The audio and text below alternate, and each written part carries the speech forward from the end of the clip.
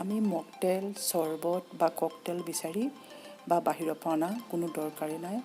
আপুনি যিবিলাক বস্তু ঘৰত থাকে সেই বস্তুৰে আলহীৰ আগত বা নিজেও মকটেল ককটেল চৰ্বত বনাই ঘৰতে খাব পাৰে।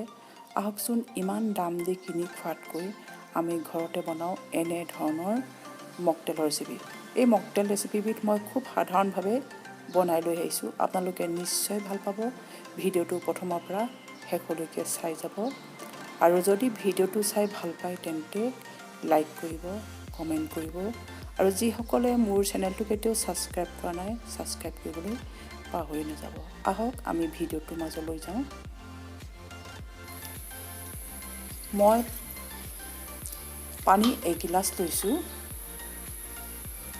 আৰু এগিলাচ পানীৰ জোখত 25-30টা মই সেউজীয়া আঙুৰ লৈছোঁ। আৰু যেতিয়া উতল আহিল পানীখিনি, তেতিয়া মই তাত 2 চামুচ চেনি দি দিছোঁ। আৰু তেতিয়ালৈকে লৰাম যেতিয়ালৈকে চেনিখিনি গলি নাযায়। আমি চেনিখিনি বেছি ডাঠ কৰিব নালাগে। চেনি গলি যোৱাৰ লগে লগে মই তাত দি দিলোঁ 1.5 টেবুল চামুচৰ জোখত নেমু ৰস। খুব ধুনীয়া সুগন্ধ আহে আৰু সোৱাদো আপোনালোকে বহুত ভাল পাব। কাৰণ মই যেতিয়াই তেতিয়াই এইবিধ বনাওঁ আৰু আঙুৰবোৰ বেছিদিন থ'বও নোৱাৰি। যেতিয়া আনি থৈ খাই থাকোঁ মানে আঙুৰবোৰ প্ৰায় বেয়া হৈ আহে, নহয়নে?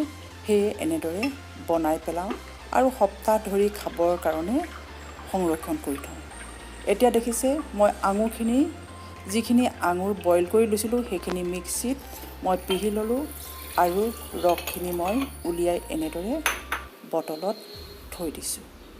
এইটো এসপ্তাহ বা তাতোতকৈ বেছিও আপুনি ফ্ৰিজত ৰাখি খাব পাৰে। এতিয়া আমি কেনেদৰেনো মকটেল বনাম তাকে চাওক। মই আইচ এটুকুৰা এনেদৰে দি পেলাই তাৰ ওপৰত দিলোঁ ছ'ডা ৱাটাৰ। আৰু ছ'ডা ৱাটাৰ মই 1 টেবুল চামুচতকৈ বেছি দিছোঁ আৰু তাত দি দিছোঁ 1 টেবুল চামুচৰ প্ৰায় 1.5 টেবুল চামুচ হ'ব তাৰ জোখত আঙুৰৰ ৰস। আৰু আঙুৰৰ ৰস দিয়াৰ লগে লগে আপোনালোকে দেখিছে তাত হোৱাইট হৈ আহিল আৰু ফেন কাটি আহে। আৰু দেখিবলৈ ভাল হ'বৰ বাবে আৰু খাবলৈ সোৱাদ আহিবৰ কাৰণে মই অলপ ক'লা নিমখ দি দিছোঁ। আপোনালোকে সাধাৰণ নিমখ অলপো দিব পাৰে। আৰু তাৰ ওপৰত মই দি দিছোঁ অলপ জালুক। আচলতে মকটেল বুলি ক'লে অলপ জ্বলা বা মিঠা হোৱাটো ভাল। আৰু দি দিছোঁ মই মিহি মিহিকৈ কাটি লোৱা কাজি নেমুৰ বাকলি আৰু পদিনা, একেবাৰে মিহিকৈ কাটি লোৱা পদিনাৰ অলপ পাত মই তাত পৰিৱেশন কৰিছোঁ। আচলতে পৰিৱেশন শৈলীৰ ওপৰতো বহুখিনি কথাই নিৰ্ভৰ কৰে, নহয়নে?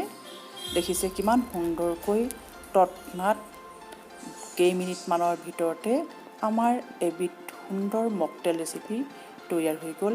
আপোনালোকে নিশ্চয় এই মকটেল গৰম দিনত খাওক, ৰিফ্ৰেছ হৈ থাকক, খুব ভাল পাব। ধন্যবাদ।